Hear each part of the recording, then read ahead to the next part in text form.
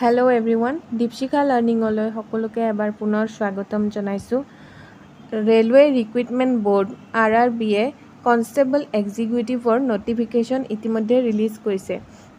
আজিৰ এই ভিডিঅ'টো মই তাৰ ওপৰতে লৈ আহিছোঁ। এই ভিডিঅ'টোত আপোনালোকে নটিফিকেশ্যন সম্বন্ধীয় গোটেইবোৰ ডিটেইলছ পাই যাব, লগতে কিদৰে এপ্লাই কৰিব লাগিব বা আপোনালোকৰ কি ভুলৰ বাবে আপোনালোকৰ ফৰ্মখন ৰিজেক্ট হৈ যাব পাৰে, সেই গোটেইবোৰ ডিটেইলছ এই ভিডিঅ'টোত পাই যাব।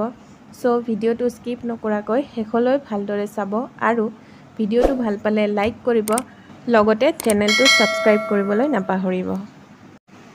ইয়াৰ নোটিছ নাম্বাৰ হৈছে 02/2024 আৰু অনলাইন ছাবমিশ্যনৰ ষ্টাৰ্টিং ডেট হৈছে 15 এপ্ৰিল 2024, ক্লজিং ডেট হৈছে 14 মে আৰু 15 পৰা 24 মেৰ ভিতৰত আপোনালোকক এটা টাইম দিয়া হ'ব, য'ত আপোনালোকে যদি এপ্লিকেশ্যনখন ফিল আপ কৰোঁতে কিবা মিষ্টেক কৰিছে সেইবোৰ কাৰেকশ্যন কৰিব পাৰিব। অকল এপ্লিকেশ্যনহে, কিবা ভুল কৰিলে সেইখিনি কাৰেক্ট কৰিব পাৰিব। ক্ৰিয়েট এন একাউণ্টত যদি কিবা ভুল কৰি থৈছে সেইবোৰ কাৰেকশ্যন কৰাৰ আপোনালোকে সুবিধা নাপাব। গতিকে ক্ৰিয়েট এন একাউণ্ট কৰোঁতে আপোনালোকে ভালদৰে গোটেইবোৰ ডিটেইলছ দিব, পিছত কিন্তু সেইটো শুধৰোৱাৰ আপোনালোকে সুবিধা নাপায়। আৰু ইয়াৰ পষ্টটো হৈছে কনষ্টেবল আৰু ইয়াৰ এজ লিমিটটো হ'ব আপোনালোকৰ 18 পৰা 28 বছৰ। টোটেল ভেকেঞ্চিজ হৈছে 4208। ইয়াৰ এডুকেশ্যনেল কোৱালিফিকেশ্যন হৈছে 10th পাছ। যিসকলে 10th ৰিজাল্টৰ কাৰণে অপেক্ষা কৰি আছে, এইবাৰ ধৰক 10ৰ এক্সাম দিছে আৰু ৰিজাল্টৰ কাৰণে ৱেইট কৰি আছে, তেওঁলোক কিন্তু এলিজিবল নহয় ফৰ এপ্লাই দিছ পষ্ট। তেওঁলোকে এপ্লাই কৰিব নোৱাৰিব। যিসকলে অলৰেডি 10 পাছ কৰিছে তেওঁলোকেহে এপ্লাই কৰিব পাৰিব। প্ৰথমতে আপোনালোকে এপ্লাই কৰিবৰ বাবে RRB অফিচিয়েল ৱেবছাইটটো ভিজিট কৰিব। তাত ভিজিট কৰাৰ পিছত আপোনালোকে ক্ৰিয়েট এন একাউণ্ট অপশ্যনটোত ক্লিক কৰিব। প্ৰথমতে আপোনালোকে ৰেজিষ্টাৰ কৰি ল'ব লাগিব।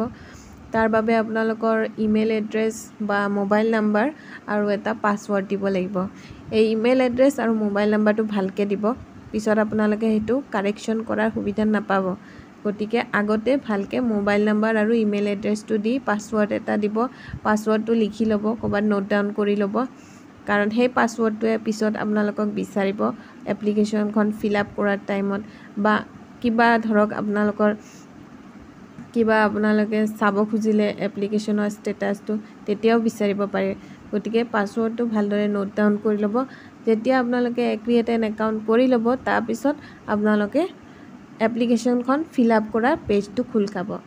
এপ্লিকেশ্যন ফিল আপ আপোনালোকৰ 4টা বা 5টা ষ্টেজত হ'ব।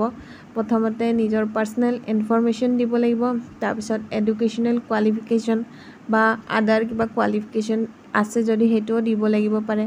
তাৰপিছত হৈছে আপোনালোকৰ ফটোগ্ৰাফ আৰু ছিগনেচাৰটো আপলোড কৰিব লাগিব। ইয়াৰ পিছত এটা এপ্লিকেশ্যন ফিজ 250 হয় নৰ্মেলি, মই যিমান চালোঁ কেটেগৰী। আদাৰ্ছৰহে 500 হয়, বাকী চবৰে 250 হয়। 250টো আপোনালোকে পে' কৰিব লাগিব। কিদৰে পে' কৰিব এই নটিফিকেশ্যনত মই দি দিছোঁ, চাই ল'ব। আৰু সেই পে' কৰাৰ পিছত ফাইনেল বাটন যিটো আছে ছাবমিট, আপোনালোকে সেইটো ক্লিক কৰি দিব। ৰিক্ৰুইটমেণ্ট প্ৰচেছটো 3টা ফেজত হ'ব। প্ৰথমটো হৈছে কম্পিউটাৰ বেছড টেষ্ট CBT, ছেকেণ্ডটো হৈছে PET ফিজিকেল এফিচিয়েঞ্চি টেষ্ট অৰ PMT ফিজিকেল মেজাৰমেণ্ট টেষ্ট, আৰু লাষ্টত হ'ব ডকুমেণ্ট ভেৰিফিকেশ্যন। মই CBTৰ বিষয়ে আপোনালোকৰ আৰু এটা ভিডিঅ' বনাম, সেইটো দীঘলীয়াকৈ বনাম। CBT কেনেকুৱা ধৰণৰ হ'ব, কি হ'ব পাৰে, মই তাৰ ওপৰত এটা নতুন ভিডিঅ' লৈ আহিম। গতিকে সেইটো পাবলৈ চেনেলটো এতিয়াই ছাবস্ক্ৰাইব কৰি থ'ব। মই CBTৰ গোটেইবোৰ ডিটেইলছ আপোনালোকৰ আগলৈ লৈ আহিম সেই অন্য এটা ভিডিঅ'ত। এতিয়া আহিছোঁ এজ লিমিট। মই আগতেই মেনশ্যন কৰিলোঁ, ইয়াৰ এজ লিমিটটো হৈছে 18 years to 28 years, আৰু কেটেগৰী বা কমিউনিটি ৱাইজ চবৰে এজ ৰিলেক্সেশ্যনটো ডিফাৰেণ্ট হ'ব। ভিডিঅ'টোত মই ধুনীয়াকৈ দি দিছোঁ, আপোনালোকে ভালদৰে চাই ল'ব। এতিয়া আহিছোঁ কি কাৰণত এপ্লিকেশ্যন এখন ৰিজেক্ট হৈ যাব পাৰে। প্ৰথমটো হৈছে মাল্টিপল এপ্লিকেশ্যন। এজন কেণ্ডিডেটে যদি বেলেগ মোবাইল নাম্বাৰ বা বেলেগ ইমেইল এড্ৰেছ দি বাৰে এটা পোষ্টৰ কাৰণে এপ্লাই কৰি থাকে, তেতিয়াহ'লে তেওঁৰ এপ্লিকেশ্যনখন ৰিজেক্ট হৈ যাব পাৰে। সেকেন্ডটো হৈছে ইনভেলিড ফটোগ্ৰাফ। ধৰক ফটোগ্ৰাফখনৰ ৰিজলিউশ্যনটো বেয়া হৈছে বা ফটোখনৰ ছাইড ভিউহে আহি আছে বা ফটোখনৰ ফেচটো আনৰেকগনাইজেবল হৈ আছে, তেনেকুৱা ক্ষেত্ৰতো এপ্লিকেশ্যনখন ইনভেলিড হৈ যাব পাৰে। থাৰ্ডত হৈছে ছিগনেচাৰ। ছিগনেচাৰৰ ক্ষেত্ৰতো একেই। ছিগনেচাৰৰ যদি ৰিজলিউশ্যনটো বেয়া হয় বা ব্লক লেটাৰ বা কেপিটেল লেটাৰত লিখা থাকে বা ৰানিং হেণ্ডত লিখা নাই ছিগনেচাৰটো, তেতিয়া আপোনালোকৰ এপ্লিকেশ্যনখন ৰিজেক্ট হ'ব পাৰে। আৰু ফ'ৰ্থত হৈছে যদি কেণ্ডিডেটজন আগৰ কোনোবা RRB বা PRC এক্সামৰ পৰা ডেবাৰ্টেড হৈছে, তেতিয়াহ'লে তেওঁৰ এপ্লিকেশ্যনখন ৰিজেক্ট হৈ যাব পাৰে। আৰু লাষ্টলি এনি আদাৰ ৰেগুলাৰিটি, ধৰক আপোনালোকে ফৰ্মখন ফিল আপ কৰোঁতে কিবা ধৰক মেণ্ডেটৰী ফিল আপ এটা আছিল, তাত কৰা নাই বা সেইটো ধৰক মেণ্ডেটৰী আছিল আপোনালোকে ফিল আপ নকৰিলে, তেনেকুৱা ক্ষেত্ৰতো আপোনালোকৰ এপ্লিকেশ্যনখন ৰিজেক্ট হৈ যাব পাৰে। গতিকে আজিৰ এই ভিডিঅ'টো ইমানখিনিতে সামৰিছোঁ। আপোনালোকৰ যদি কিবা সুধিবলগীয়া থাকে তেতিয়াহ'লে মোক কমেণ্ট কৰিব, আৰু ভিডিঅ'টো ভাল পাইছে যদি লাইক কৰিব, শ্বেয়াৰ কৰিব আৰু ছাবস্ক্ৰাইব কৰিবলৈ নাপাহৰিব। লগ পাই আছোঁ আপোনালোকক অন্য এটি ভিডিঅ'ৰ মাজেৰে। Till then, bye and take care.